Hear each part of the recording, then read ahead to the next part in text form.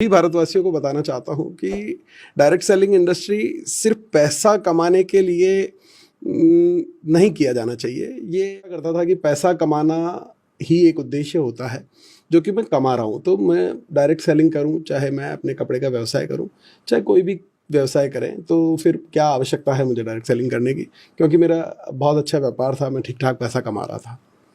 अब बात आती है कि क्यों मैंने फिर इसकी शुरुआत की, क्या मुझे इसकी ज़रूरत हुई।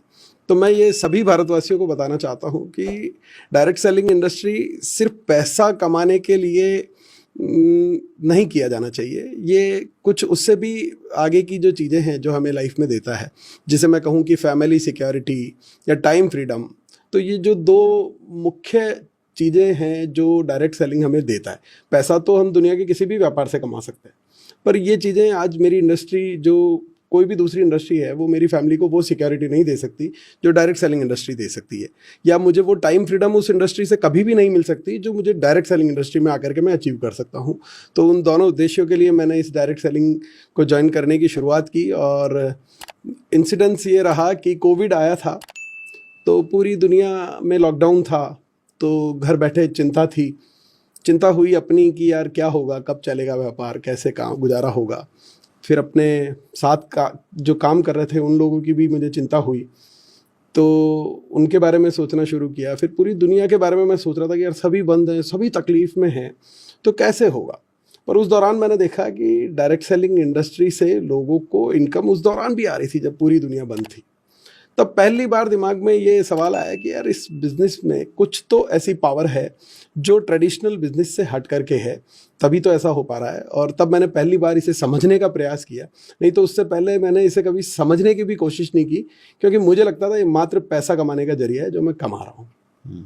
That's great. अभिषेक सर, 22 साल तक बीसी सर ने आपको फॉलोअप किया, और इतने फॉलोअप के बाद में अगर प्रोस्पेक्ट मान जाता है तो कैसी खुशी होती है? जी, चूँकि पिता हैं तो उतना दर्शाते तो नहीं हैं, पर हाँ, मैं जहाँ तक समझता हूँ उन्होंने हर प्रयास किए थे। मेरे हर मित्र को उन्होंने कहा, हर रिलेटिव्स को, या जो भी व्यक्ति जो मेरे कंधे पर हाथ रख सकता था, उन्होंने हर उस व्यक्ति को ये समझाने का प्रयास किया कि यार इसे कहो कि ये मेरे साथ कुछ करे। और अब जब मैं कर रहा हूँ तो निश्चित तौर पर बहुत खुश हैं। और मैं देख पा रहा हूँ, वो मुझे बताते तो नहीं है पर मैं देख पा रहा हूँ कि वो अपनी उम्र से एक बार कहते हैं ना कि फिर से जवानी जैसे उनमें लौट आई हो, एक जोश लौट आया हो कि हाँ अब मैं भी उनके साथ हूँ। बड़ी तारीफ़ करूँगा अपने पिता की भी, और इनफैक्ट हर डायरेक्ट सेलर की, कि फॉलोअप करना और एक व्यक्ति के 22 साल तक ना कहते हुए भी उन्हें रेगुलर फॉलोअप करना, और बड़े पोलाइट वे में फॉलोअप करना। कोई प्रेशर उनकी तरफ से कभी नहीं था, पर वो हमेशा मुझे कहा करते थे कि आप टच में रहिए और इसे समझिए, इसमें कुछ बहुत बड़ा है।